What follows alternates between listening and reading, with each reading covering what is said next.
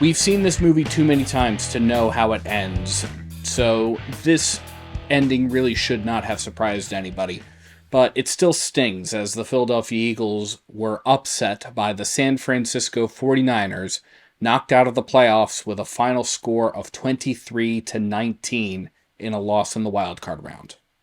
Welcome to the Bird's Nest Podcast. I'm Joe Donahue. Thank you so much for joining us. You can stop me if you've heard this before, but the Philadelphia Eagles came out and played an exceptional first half, but could not put together a full 60 minutes of football on offense, relied once again on the defense to save them, and this time the defense, who had been called upon to save this team more times than they could probably otherwise handle, simply could not come up with the stops needed and were unable to keep the 49ers from pulling away with a victory. Oh, what's that, Nick? I'm sorry, you're going to stop me? Yeah, felt like that was kind of our story as the year progressed, and good, like you said, good first half. Didn't do a good enough job coaching. Didn't do a good enough job executing in the second half. In that third quarter, particularly, some penalties got us behind the sticks, and we had a hard time overcoming them. Why do you think that became a trend this year? I don't know. Obviously, those are things that we always work our ass off to try to fix any situation and every situation that we can. And you know what? At the end of the day, we didn't do a good enough job of doing that. And that starts with me. Well, one, I'd like to give my respects to the 49ers, how they came out and played. They made plays when they needed to. The coaches coached well. At the end of the day, we didn't make the plays when we needed to make them, and that's something that we're all looking in internally first.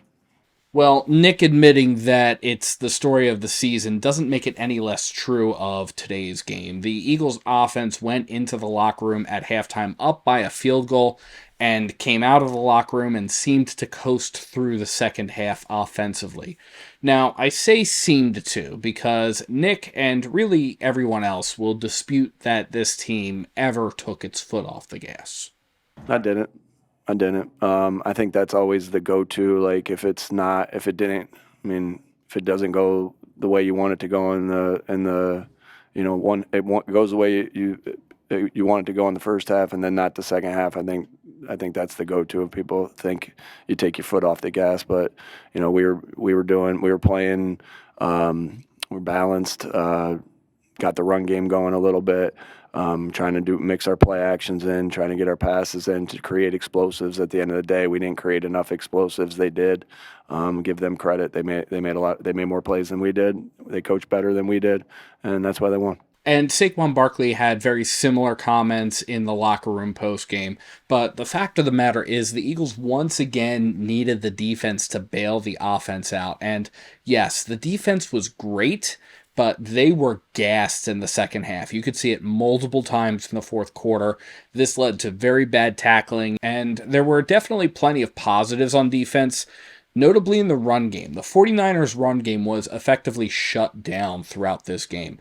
They only had 75 rushing yards, and Christian McCaffrey only had 48 rushing yards on 15 carries. And that was including the fact that the 49ers had Trent Williams in, who was questionable to play in this game, but was able to overcome injury and be able to make the starting lineup for the 49ers in this game. Even in spite of the fact that the 49ers had a key starting offensive lineman, their version of Lane Johnson, the fact that the Eagles' defense was able to effectively shut down the run game on such a windy day was really incredible. But it was the passing game where the 49ers found their stride. For the 49ers, their leading receiver was Demarcus Robinson, who had 111 total receiving yards. And realistically speaking, if Brock Purdy needed a big receiving play for whatever reason, odds were high it was going to Robinson, who had the longest reception of the game at 61. For Brock Purdy himself, he went 18 for 31 on the day for 262 yards and 2 touchdowns. And all of this success in the pass game was in spite of losing tight end George Kittle to a torn Achilles midway through the game. And certainly we hope he has a speedy recovery, because you always hate to see guys like him go down. George Kittle, definitely a real class act on the 49ers. And again, certainly we hope that he is okay and is able to recover quickly. But even there, the Eagles were able to create opportunities in the passing game, even with all of the success the 49ers were having. Quinyon Bay was quite active. Quinyon Mitchell picked off Brock Purdy twice in the game, which really should have been the story of the game. It really should have been why the Eagles were able to come away with a victory, was the fact that they were able to go up +2 in the turnover battle thanks to Quinyon Mitchell. Additionally, Jalen Carter was able to deliver a key sack on Purdy that helped disrupt the drive, and the defense really was doing everything that it could to keep up. It did fall victim to bad tackling multiple times, but the Philadelphia Eagles, again, were doing a really good job on defense, and the fact that they were so bad at tackling, especially late in the game, they were leaving guys wide open, goes back to the fact that the offense, once again, could not stay on the field in the second half, really at all.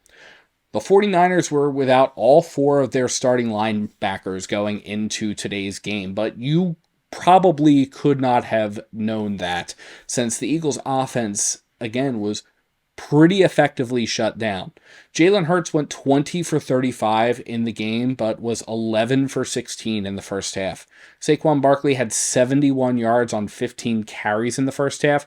He finished the day with 106 yards on 26 carries. And yeah, that's a really solid 100-plus yard rushing game.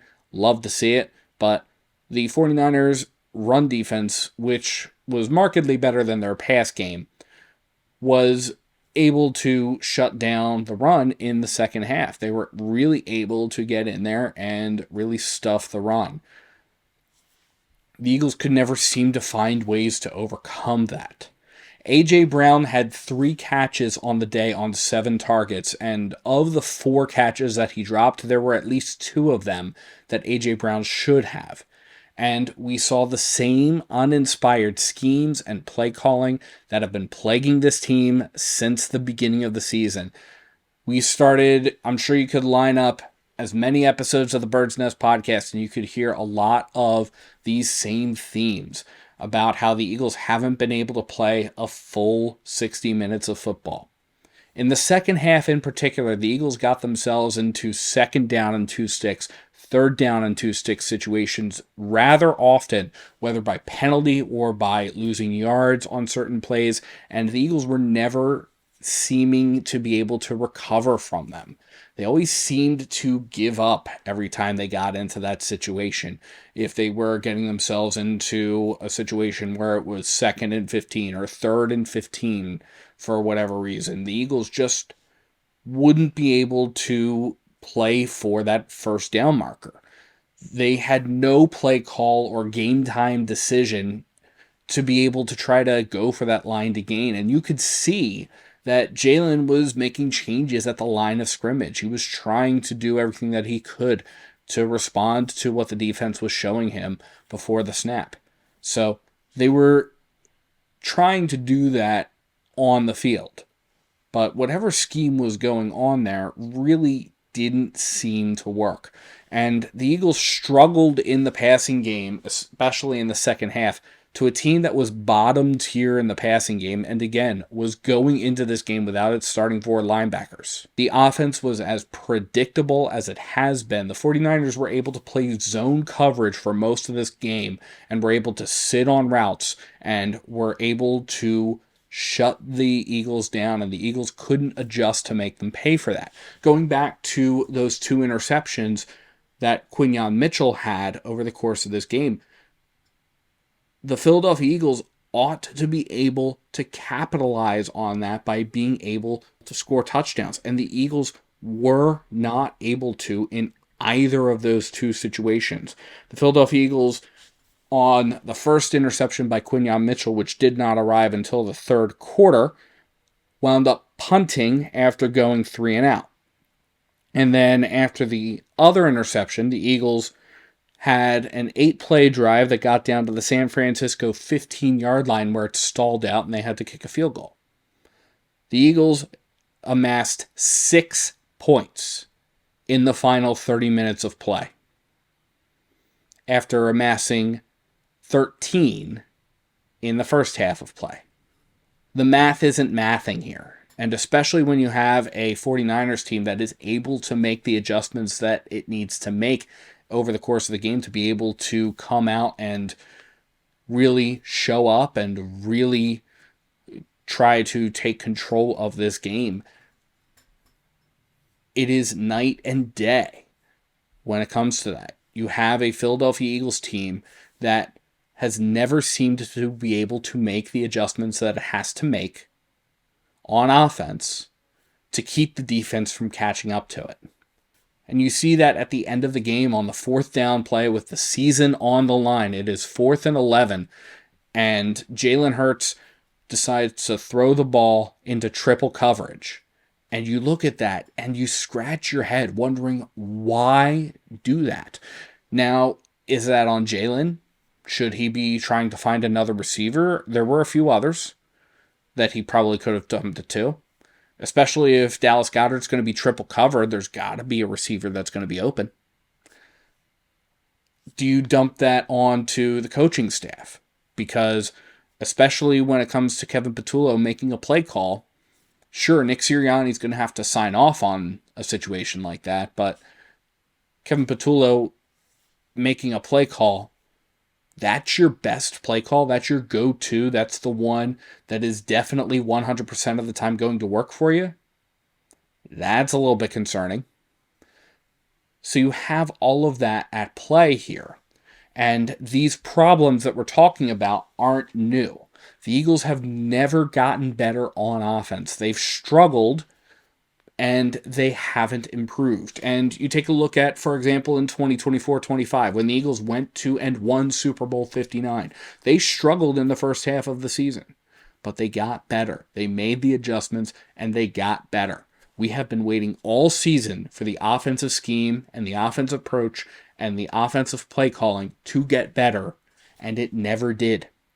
And that does point to the coaching staff. That does point to the offensive coordinator and Kevin Patullo.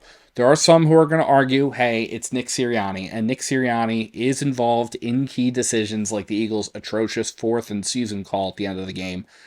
But this is more so Kevin Patullo. Why? Because Nick Sirianni and Kevin Patullo, in my opinion, are effectively the same person when it comes to the play calling operation. Nick Sirianni and Kevin Patullo have been linked at the hip since Nick got here.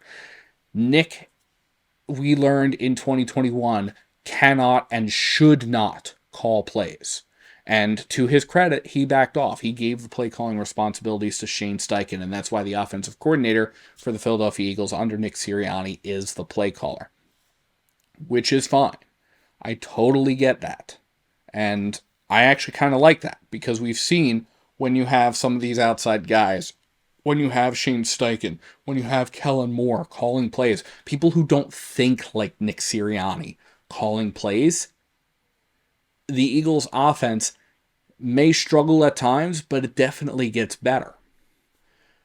On the other hand, when you've seen some of these internal hires, right? We've seen Brian Johnson come in the 2023 season, and that was about as vanilla of an offense as you can get. And then you have Kevin Patullo coming in, who really is in lockstep of a mindset with Nick Sirianni, such that the play calling continues to be abysmal. You have those things going on, and you look at it and you say, wait, hang on. Who's actually calling the play? And whose ideas are these? And the fact that Nick Sirianni and Kevin Patullo have been linked at the hip all career in the Philadelphia Eagles does mean that, in my opinion, having Kevin Patullo as offensive coordinator is effectively the same thing as having Nick Sirianni as offensive coordinator, or having no other offensive coordinator and just having Nick in there. It's Pretty much exactly like that. And we all know how that panned out in 2021. So, obviously, not the best look for the Philadelphia Eagles right now. And it was a bad way to end the season. This season had so much promise coming into it. The Philadelphia Eagles, for the first time in their franchise history, were favored to repeat as Super Bowl champions. They're a winning team now in franchise history. The Eagles, coming into the season, had more wins than losses in their franchise history for the first time in their history. The Philadelphia Eagles were lackluster all season, though, and it's a huge, huge disappointment. And that does mean that Nick, as he mentioned post game, and this entire Philadelphia Eagles team is going to have to do some soul searching in the wake of this loss. Yeah, again, will be time to evaluate everybody's performance. Right now, um, I feel for all our guys in the locker room, all the players, all the coaches, the front office, everybody that works so hard, the fans that come out and support us, Mr. Laurie, I just feel for all of us, all of them, and there'll be time to evaluate everything at the end, coming up. So good game to the 49ers because they played to win. They came out, they had a plan, they executed on that plan, and they were able to knock off the defending Super Bowl champions. They seemed to want to win this game, and it was very much night and day when you look at them versus the Philadelphia Eagles. And the Philadelphia Eagles' offensive struggles that they've been experiencing all season, as I predicted, did in fact lead to a very short January for this Eagles team. And they do have some tough decisions to make during a long offseason. Kevin Patullo and Nick Sirianni are obviously going to get a lot of scrutiny, but there's more going on. The Philadelphia Eagles have 18 free agents this offseason, and some of these guys are very big contributors to the Eagles' success over the last several years. Not all of those 18 guys are going to be able to come back. And we're going to have plenty of time over the next few months before free agency begins to talk about it. But for now, there are definitely adjustments that need to be made. And I do feel confident, given Jeffrey Lurie's track record, that those adjustments are going to be made. Because when you've been to the mountaintop, you do want to get back. I mean, it's incredible when you win. It's incredible when you're up on the stage. We all know how hard it is. It's very, very difficult. But the parade in Philadelphia, there are no words for this. Honestly, there are no words. When you are up there and looking at 1 million, 2 million people screaming for 4 hours straight along Broad Street and then going up to the Art Museum, I don't know what in life is comparable to that. There's other incredible moments in one's life, having kids and weddings and all that kind of stuff. But in terms of a profession and a love affair between a sports team and a city and a region, I'm sure it exists, but there's no words to describe what we have with the Eagles and our fans and people in Philadelphia and around the world, really. But I just there's no words. So here I am trying to create words. There are no words. So there will be no repeat Super Bowl championship for the city of Philadelphia this year. But if you've been an Eagles fan long enough, or if you've been a Philly sports fan long enough, you learn how to grow to live with the heartbreaks that more often than not follow the sports teams in this city. The end of this particular season for the Philadelphia Eagles is the latest in such a string of heartbreaks. But it's the heartbreaks that make the successes of the last several seasons that much more elating. The 2 Super Bowls that the Philadelphia Eagles have visited in the last 5 years. The 2 Super Bowls that the Philadelphia Eagles have won in the last decade. Those moments are so elating because you live with the disappointment that more often than not has followed these teams. Yes, it sucks to lose in the way that this team did tonight.